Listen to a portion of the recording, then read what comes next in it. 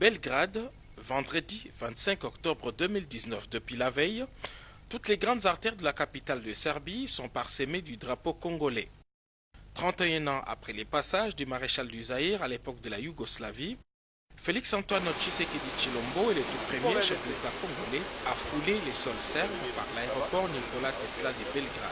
Pour son accueil au palais présidentiel, le président de Serbie Aleksandar Vučić était lui-même à la haie d'honneur pour une cérémonie empreinte de solennité pour saluer l'arrivée de Félix-Antoine Tshisekedi Tshilombo.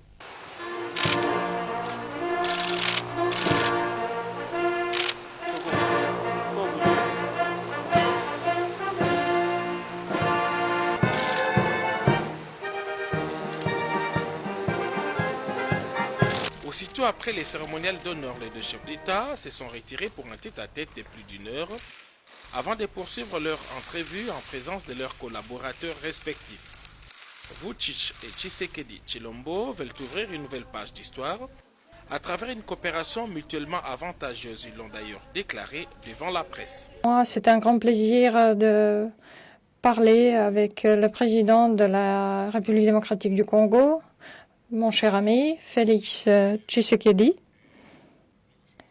Et je le remercie d'être venu, de visiter la Serbie, de visiter Belgrade. C'est la première fois pour une visite après 31 ans, après la visite de Mobutu Sese Seko.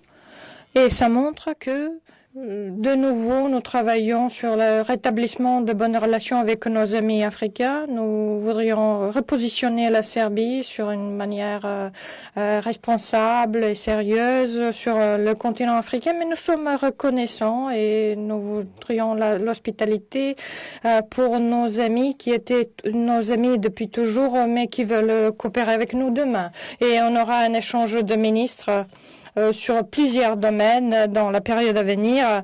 On va établir une coopération plus sérieuse dans le domaine de l'agriculture, le monde en Serbie. On aura tout de suite 5 boursiers venant de la RDC ici en Serbie qui seront un pont supplémentaire dans les relations entre notre pays et la RDC.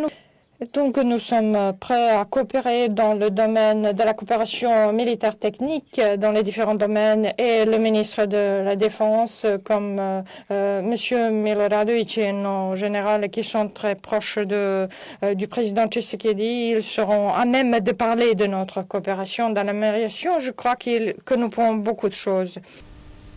Je crois que tous ces éléments